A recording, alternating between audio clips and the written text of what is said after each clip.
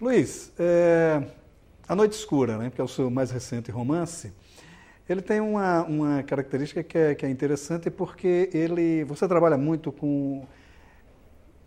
Que aí é um fato que a gente precisa até conversar um pouco sobre isso. Você não trabalha com romance histórico. Você centra seus romances em momentos históricos. Quer dizer, a diferença é essa mesmo, né? Olha, como acho que todo escritor que trabalhou com um romance histórico se viu diante de algumas dificuldades clássicas do romance, né? O Robert Graves em Eu, Cláudio Imperador, depois que ele fez o segundo, né, Cláudio, Deus e Messalina, ele foi criticado pelos historiadores da Inglaterra por não ter usado todos os documentos históricos necessários e coisa parecida, né? E aí ficou muito claro essa questão o romancista que faz um romance histórico, ele é um historiador e deve dar todos os fatos históricos, todos os dados históricos, e o seu leitor, quando for ler o livro, vai encontrar a história viva e recontada de outra forma. Ou a outra opção que é um pouco mais contemporânea, que é aquela que eu acabei optando. Trabalhar com o imaginário relativo à história clássica, né? Mais do que se preocupar em informar profundamente o leitor sobre aspectos históricos, principalmente políticos daquele período, né? Já que os épicos são mais constantes, né? Se fala de Júlio César, Augusto e tudo mais, eu me preocupei mais em atender essa necessidade do imaginário popular relativamente ao que é a antiguidade clássica, né? O que essas pessoas sentem, o que elas vivem, e aí eu parti para o cotidiano, né, buscando inserir o leitor no cotidiano. Ainda assim, com o pé bem fincado em dados históricos, como é que se comia, o que se fazia, o tipo de diálogo que existe naquele período, quais são os costumes, mas sem aquela preocupação de dar todos os dados possíveis para o leitor, principalmente porque a percepção de um historiador relativamente a um outro período histórico é muito diferente da do leitor. Então, se um historiador resolve contar tudo aquilo que acontece naquele período, ocorre o perigo do leitor não se identificar nem com a história nem com o personagem, porque são momentos da história da humanidade muito diferentes, né? Você trabalha também um aspecto no Noite Escura, que é uma coisa que pelo menos me chama muito a atenção. Você trabalha o romance na primeira pessoa, né?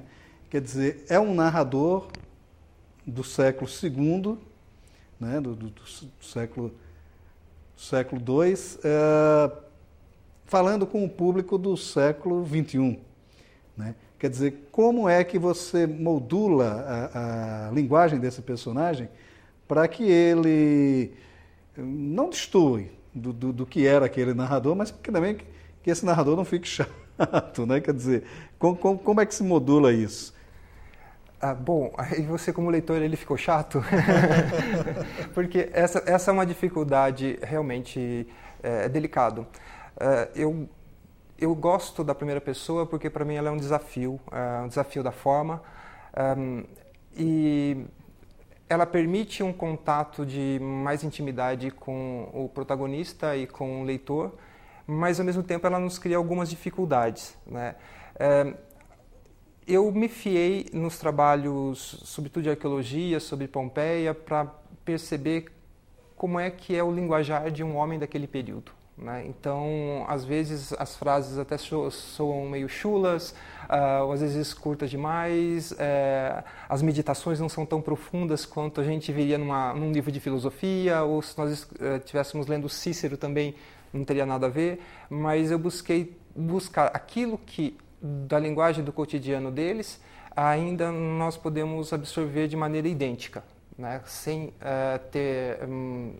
sem cometer impropriedades, né? Então, se você vai pegar os grafites em Pompeia, você vê um escravo desejando que o senhor morra, né? Ele escreve na parede, né? Ou então alguém que foi trocado por uma mulher, vai lá e roga uma maldição para o novo amante, né? Que ele nunca mais tenha filhos, que ele nunca mais consiga fazer mais nada, né? Então, enfim, os sentimentos e a forma como esses sentimentos se expressam são razoavelmente parecidos, se nós não entrarmos em alguns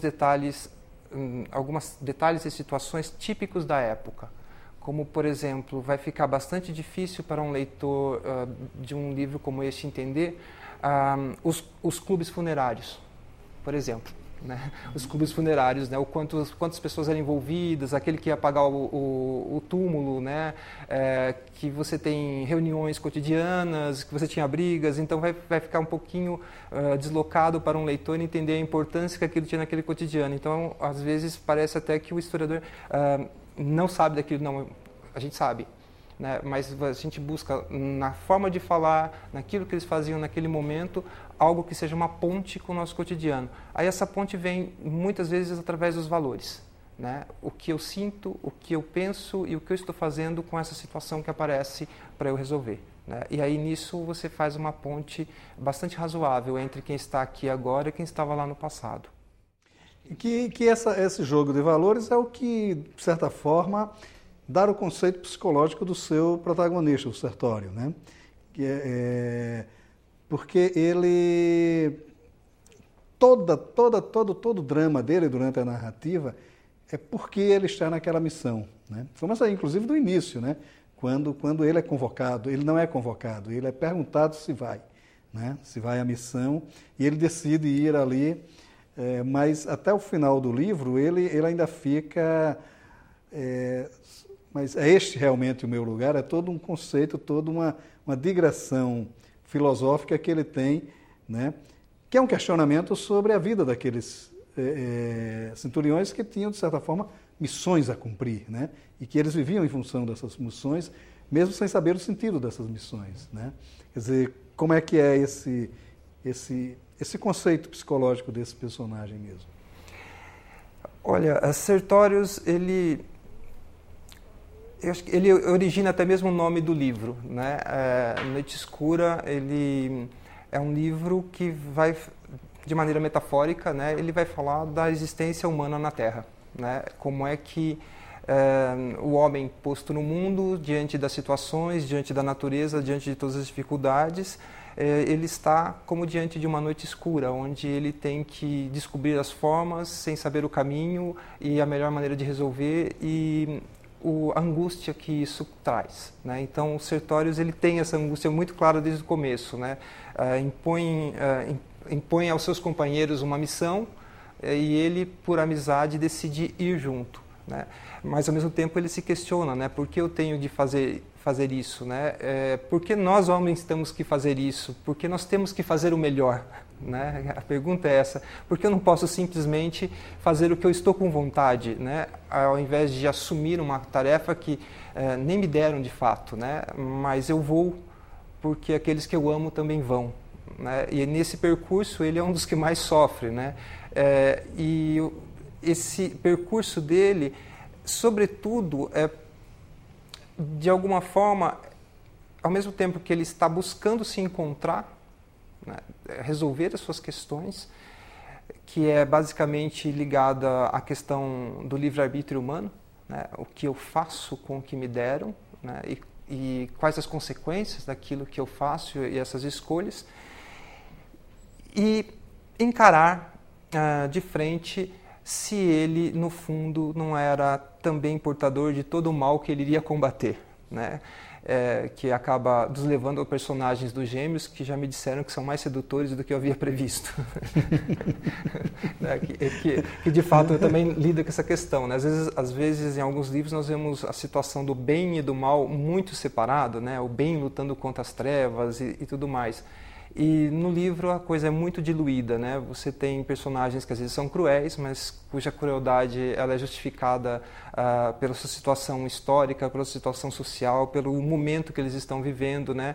E entre os soldados eles sabem que alguns gestos, mesmo que sejam cruéis, no seu cotidiano de soldados eles são necessários, né? E aí ele vai se confrontar com a maior dificuldade, que será que eu não sou tão mal quanto eles? né? O que me faz diferente deles, né? E isso, através dessa sensação de angústia, que o livro vai crescendo bem aos poucos.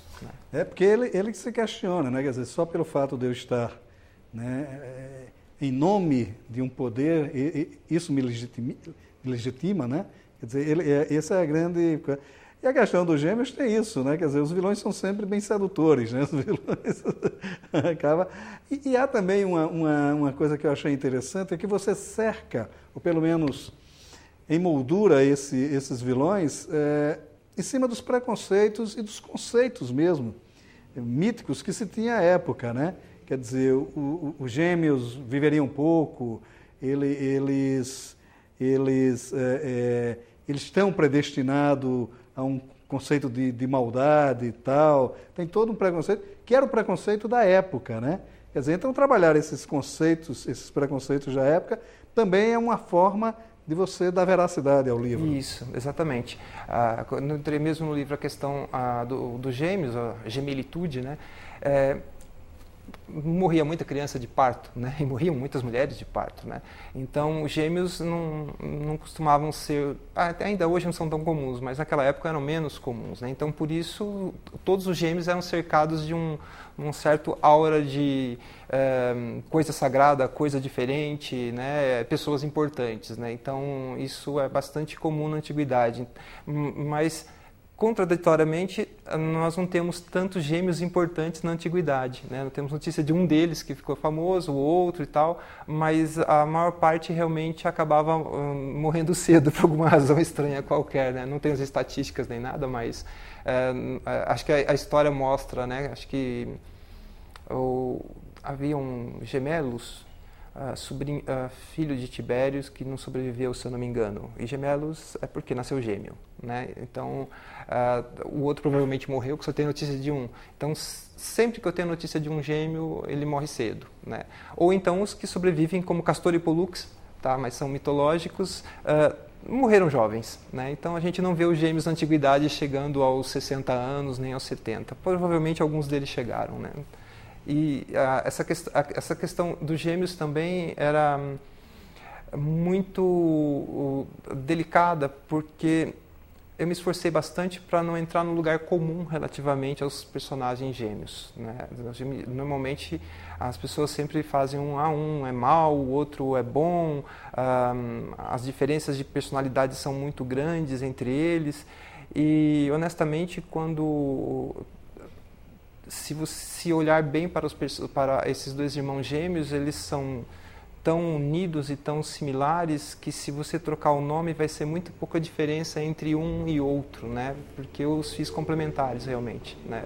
Busquei sair um pouquinho do lugar comum, né? De um é uma coisa, outro é outra, né? No fundo, eles se expressam de forma diferente, mas são bem parecidos. E há uma coisa que eu acho que remete muito para cultura atual, que é os gêmeos, quer dizer, eles adotam um padrão da época, que era o soldado degradado, né? O soldado que ele não chega nem a ser expulso da corporação, ele sai da corporação e pega todos esses seus conhecimentos para roubar, para matar e tal, para criar, né? Que é um fenômeno social que acaba acontecendo em outras épocas e que hoje acontece com as milícias, de certa forma, né? Quer dizer, há também nesse ponto aí um interesse seu em diálogo com o presente. Sim, é muito comum, quando a gente olha para a Roma Antiga, para a Grécia Antiga, nós falamos dos heróis, falamos dos exércitos, falamos das táticas de Aníbal, falamos de Júlio César na Gália, mas ninguém nota muito nas notas de rodapé quantos soldados fugiram da batalha e que voltar para casa significaria a morte, né? Então, na realidade, quando eu estava preocupado com esse livro, eu precisava de soldados romanos de ambos os lados, né, para estabelecer uma igualdade, equipará-los, né, para que eles tivessem a mesma cultura, para que eles tivessem os mesmos gestos, o mesmo tipo de fala. E foi aí que me apareceu a ideia o nome não é muito... São bandoleiros, né? Mas sempre remete a filme mexicano, né? Porque eles formam um bando, né? Eles formam um bando muito bem organizado, né? Uma milícia que aterroriza uma região, né? E, na verdade, tudo que eles fizeram, eles aprenderam com Roma. Todo o seu modus operandi é romano, né? As táticas, a maneira de organizar, a maneira de pensar, e aí os próprios romanos têm que dar conta de si, né? Eles têm que lutar contra aquilo que eles criaram, né? Eu juro, não pensei em Osama Bin Laden. Mas há um outro aspecto também do livro que é interessante, é que além da reconstituição da época, a reconstituição dos cenários da época, né? Quer dizer, de certa forma, não que exista uma iconografia disso e tal, não é isso, mas de certa forma os processos de escavação e tal facilitam isso, né? Mas há uma busca muito do ambiente menos urbano que esses soldados viviam, né? Quer dizer, a natureza não muda tanto, mas tem uma outra cor, tem uma outra coloração, tem uma outra... Quer dizer, como é que você, de certa forma, reconstitui esses cenários no livro? Eu pesquiso. Eu pesquiso. Esse cenário, assim, eu pesquiso... é que eu leio e estudo sobre a antiguidade há tanto tempo que já internalizou um monte de características, de situações e tudo mais. Mas você tem razão num aspecto. É mais trabalhoso estudar a flora e a fauna de um determinado período do que estudar os edifícios e as muralhas e quem fez o quê, né?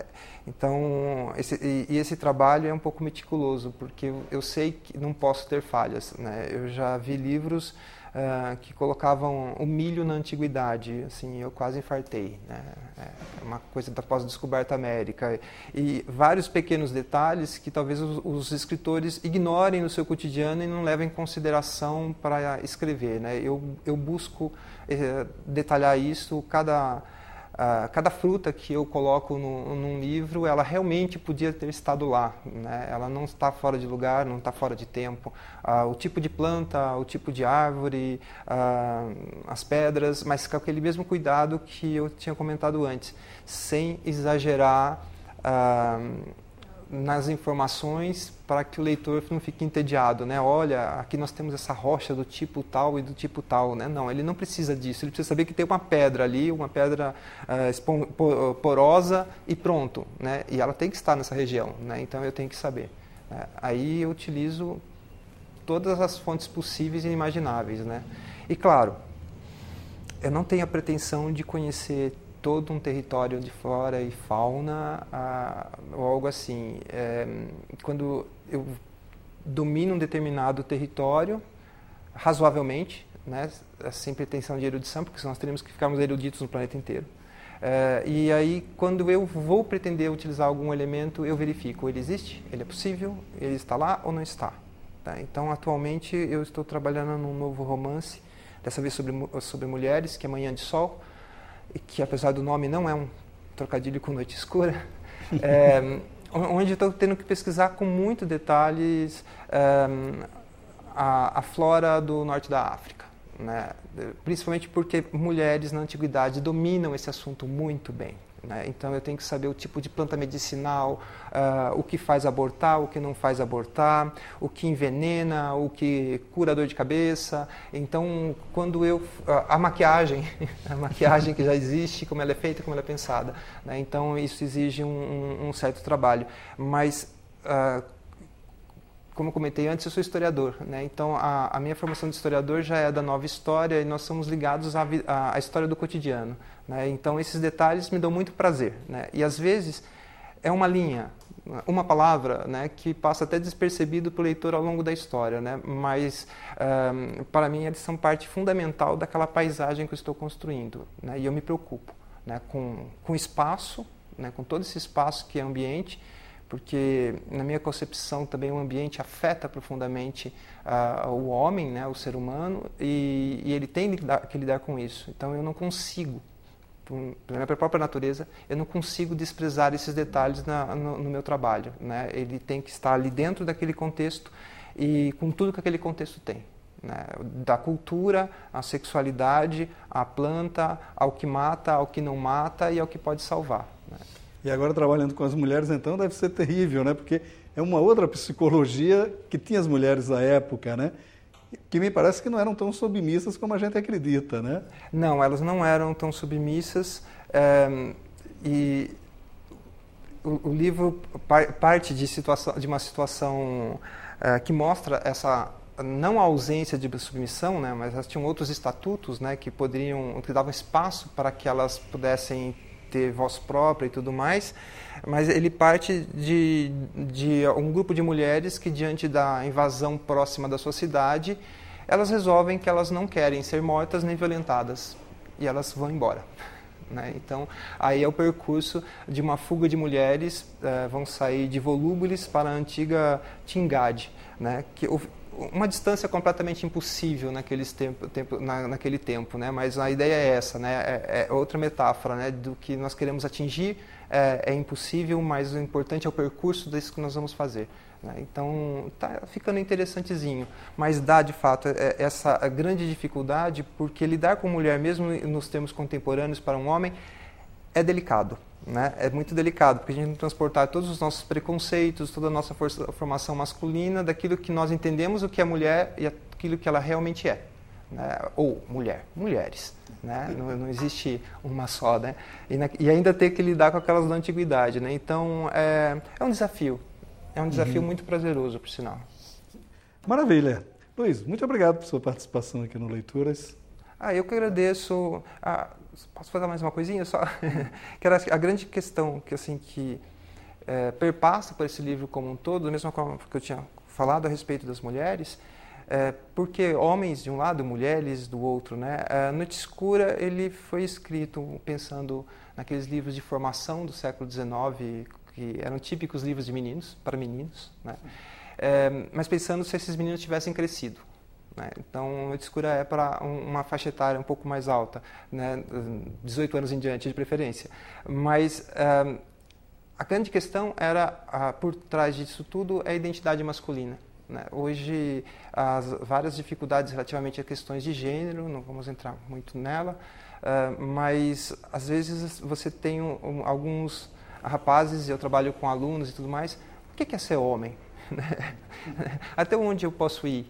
Né? O que os homens fazem? Por que fazem? Para que fazem? Né? Então, no livro, provavelmente eu não dou as respostas, todas pelo menos, mas eu criei personagens que buscam dizer para si mesmos e para o leitor o que eles fazem, o que eles sentem, o que eles pensam na condição masculina que eles estão vivendo naquele período e aquilo que provavelmente pode servir para os dias de hoje, né? Os valores fundamentais, né? Que nessa formação eles podem passar para o leitor. Maravilha, obrigado. Eu que agradeço.